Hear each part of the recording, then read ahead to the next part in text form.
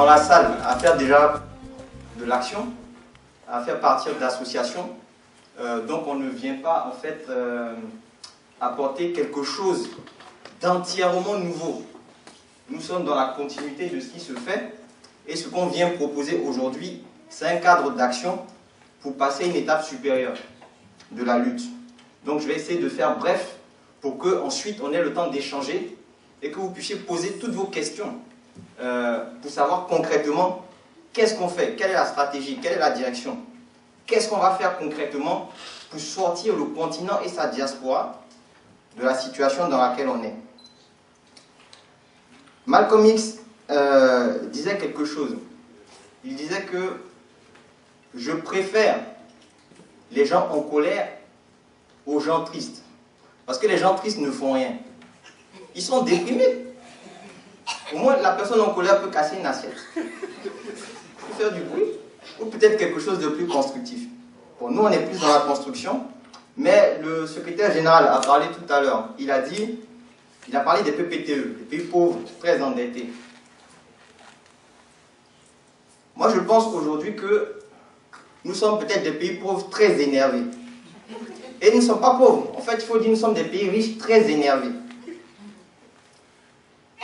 Nous sommes passés d'une situation où les Africains étaient maîtres chez eux, où les Africains vivaient décemment, voire brillamment, à une situation où on balaie dans les rues des autres. En fait, c'est ça le problème. Partout où on trouve des Africains, ils sont derniers, et même chez eux, ils sont derniers. Donc, on ne sait pas si les dernières places ont été créées pour nous, mais nous, il faut qu'on passe devant. Je voulais rappeler quand même rapidement que cette situation est inédite. Parce que parfois, quand on vit dans une situation, on a l'impression qu'elle a toujours existé. Et du coup, on ne peut pas se rebeller. Parce que si tu nais dans un pays où on te fouette, et tous tes semblables sont fouettés, la plupart des gens vont considérer que c'est normal. Ah, mais c'est comme ça, hein, quand tu sors de la canne, du champ de canne, on te fouette. Donc il faut rester là. Non. L'Afrique a été le premier continent où la vie a émergé. Nous avons été les premiers à apprendre comment vivre, comment être joyeux, comment souffrir, comment mourir. Les premières civilisations qui sont nées en Afrique, la Nubie, l'Égypte, le Ghana, Congo, Songhai, Mali, Zimbabwe, Zoulou, on peut en citer des Kyriels, Méroé, et le grand frère Klapopo qui est là, est le premier à vous donner des exemples extraordinaires sur l'état d'avancement technique, civilisationnel, culturel de l'Afrique. Nous n'étions pas perçus comme les derniers de l'humanité. Mais malheureusement, la roue tourne. Pour être premier, vous vous retrouvez dernier, vous vous retrouvez cancre. On ne sait pas trop pourquoi. Nous, de notre cas, on sait pourquoi. Nous avons été attaqués, nous avons été agressés. Et depuis plus de 500 ans, nous sommes en chute libre. Ce n'est pas un phénomène qui est particulier à l'Afrique. Quand je dis que la roue tourne, tout le monde connaît Gengis Khan, l'empereur mongol, qui avait créé, en termes de superficie, le plus grand empire de la Terre. Mais aujourd'hui, personne ne parle des Mongols. Personne. Mais, malgré ces 500 ans d'attaque, d'agression, les Africains ont résisté. On peut égrener la liste de nos héros qui ont résisté, ou des anonymes qui ont résisté. Si nous sommes là aujourd'hui, c'est parce que nous avons résisté hier. Et nous devons continuer à résister pour briser ces chaînes-là. Donc, nous sommes convaincus qu'à ce stade, nos petites nationalités, Côte d'Ivoire, Gabon, Sénégal, ou Martinique, etc., isolés, nous ne pouvons rien faire. Il faut absolument s'unir. Mais s'unir concrètement. Et si nous nous unissons, nous avons un potentiel incroyable. Il y a un auteur français qui disait que quand la Chine s'éveillera, le monde tremblera.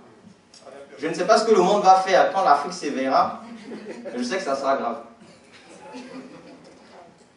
Nous avons un potentiel politique, potentiel économique, militaire, culturel, diasporique, énorme.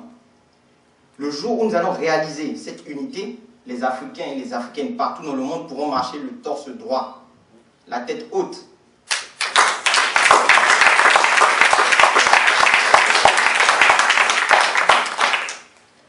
Lorsque votre maison est sale, c'est normal que vous n'avez pas envie de dire, peut-être vous avez un intérêt amoureux quelque part là, ah j'habite là.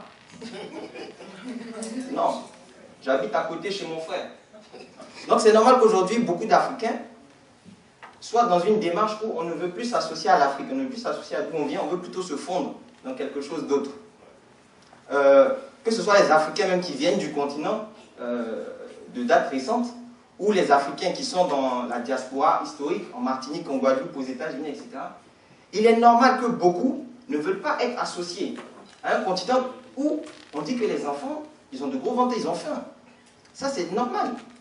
Mais pour que ça change, il faut que justement ce continent-là soit sorti des chaînes qui l'entravent. Le jour où l'Afrique sera forte et puissante, même des gens qui n'ont pas l'air africains vont venir. Je suis africain. Nous sommes tous nés en Afrique.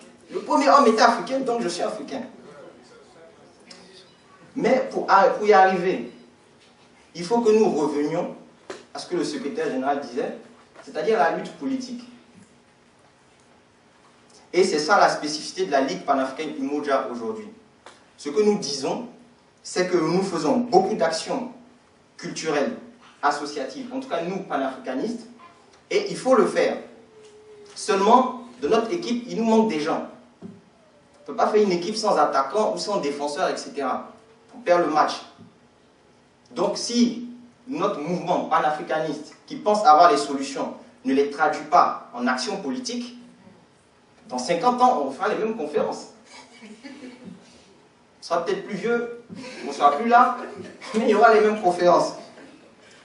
Donc il faut une complémentarité entre les actions associatives qu'on fait au quotidien et aussi travailler ensemble à réaliser un grand mouvement politique qui va apporter ces changements à grande échelle.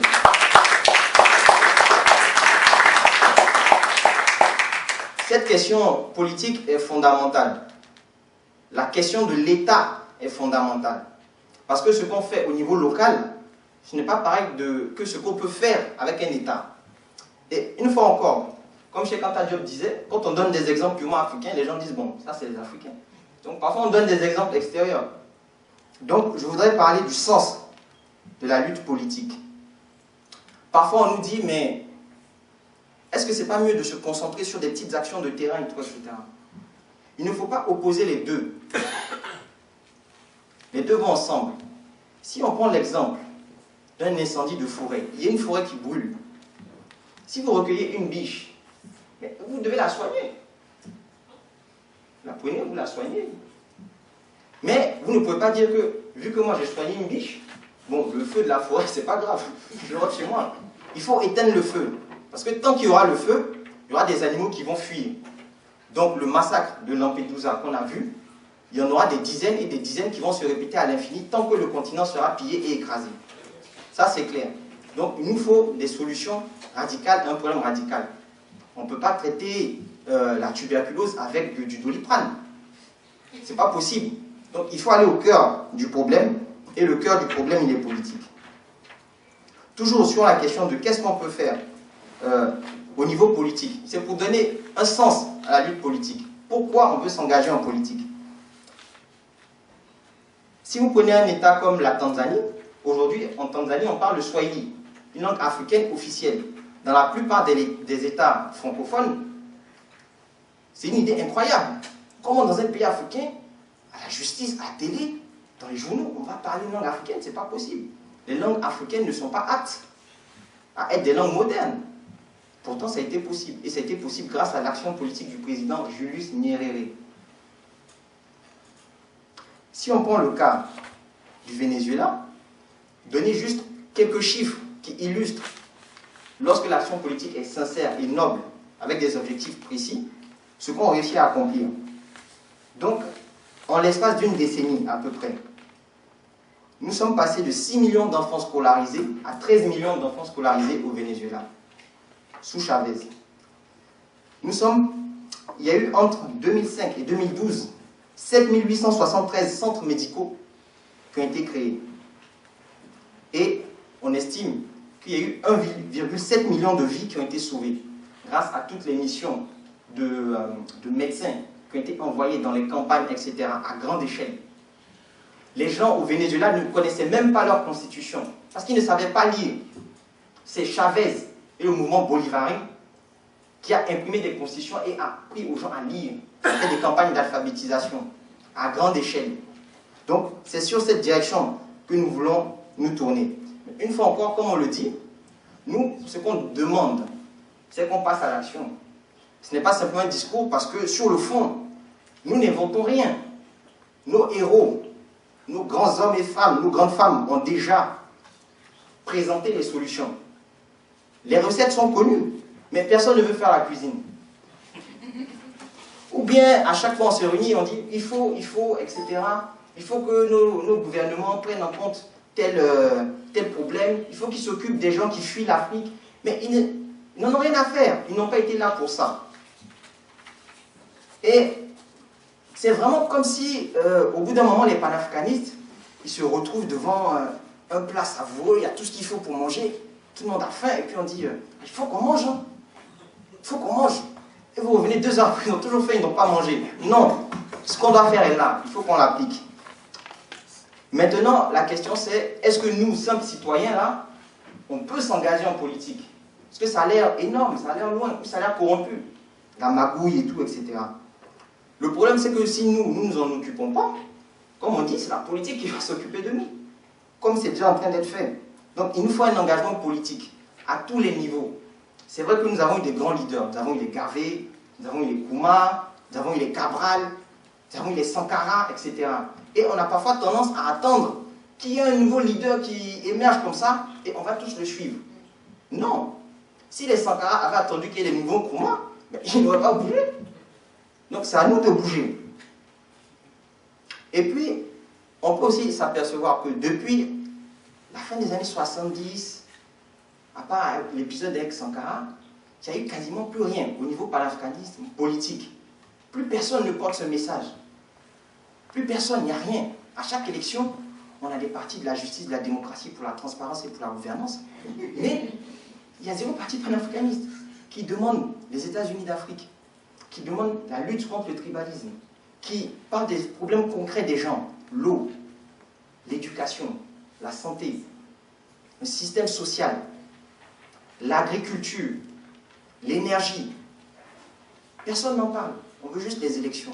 Donc il faut qu'on sorte de ce cadre et qu'on présente notre programme à nous, panafricanistes.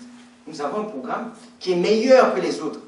Mais nous n'avons pas le courage d'aller l'assumer et de le présenter. Donc il faut que chacun d'entre nous intègre le mouvement, intègre la lutte politique. N'ayons pas peur. N'ayons pas peur. Et souvent, l'un des échecs de nos luttes précédentes, c'est que les gens qui les portaient étaient trop peu nombreux. Si Sankara est tout seul et qu'il n'y a personne derrière lui, ça ne peut pas marcher. Il a dit à la conférence de l'OUA, si je suis tout seul à faire certaines choses, la prochaine conférence, je ne serai pas là. Il n'a pas été là. Il a été assassiné. Donc, c'est un mouvement de groupe. Il faut que chacun d'entre nous, à son niveau, intègre. On peut faire quelque chose. Vous pouvez faire bouillir de l'eau dans votre casserole, faire disparaître l'eau. Elle va s'évaporer. Mais vous ne pouvez pas faire bouillir la mer. Ce n'est pas possible. Plus on sera nombreux, plus on sera fort. Et c'est ce qu'on dit, l'union fait la force. C'est ça le...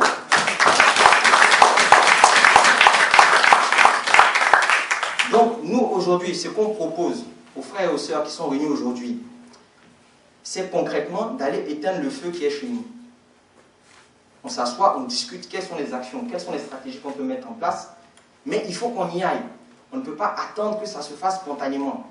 Il n'y aura pas une pluie magique qui va l'éteindre. C'est à nous de le faire.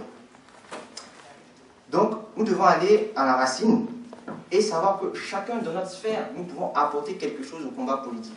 Si je suis informaticien, je peux apporter quelque chose. Si je suis aide-soignante, je peux apporter quelque chose. Si je suis artiste, je peux apporter quelque chose. Chacun à son niveau. L'action politique englobe tout. Par contre, pour que ça marche, il faut que nous soyons exigeants avec nous-mêmes. Il faut que nous soyons prêts à faire certains sacrifices. Si nous ne sommes pas prêts, nous allons échouer. Ça, c'est clair. On ne peut pas se libérer sans sacrifice. Ça demande du travail, ça demande de la discipline, ça demande des sacrifices en temps et en argent.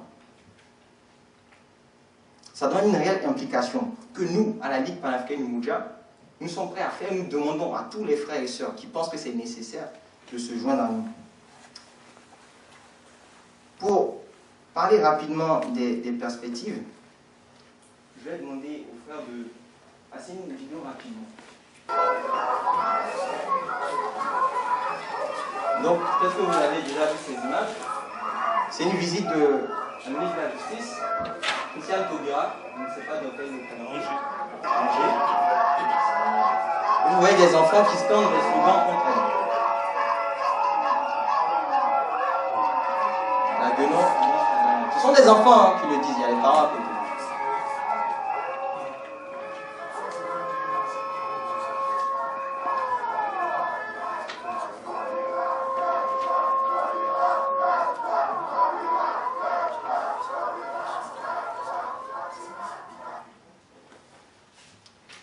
Donc voilà ce qui se passe en Europe aujourd'hui. Les perspectives, c'est quoi? Soit nous arrivons à être forts chez nous et respectés ailleurs, soit nous sommes infantilisés, insultés indéfiniment chez les autres. On a vu Lampedusa, on a vu ce qui est arrivé à une sœur, Christiane Taubira, et la question c'est qu'est-ce qu'on fait maintenant? Est-ce qu'on reste ou pas? Je vais rapidement citer Cheikh Anta Diop. Je le fais de mémoire, donc je demande à ce que les puristes ne m'attaquent pas et ne disent pas que Cheikh avait mis une virgule et j'ai mis un point. C'est de mémoire. Camarades de Paris et de province et d'Afrique, je vous demande de vous engager dès maintenant, car lorsque la vague du fascisme se réveillera et s'abattra sur toi, tu regretteras amèrement de ne pas avoir employé ce temps à travailler pour ton pays. Abandonne tes raisonnements fallacieux, qui ne sont que des capitulations honteuses.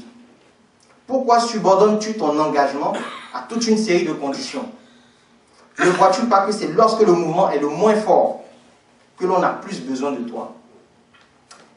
C'est comme si, parfois, des gens sont en train de faire des fondations d'une maison, ils sont en train de bosser, de transpirer, et ils demandent de l'aide.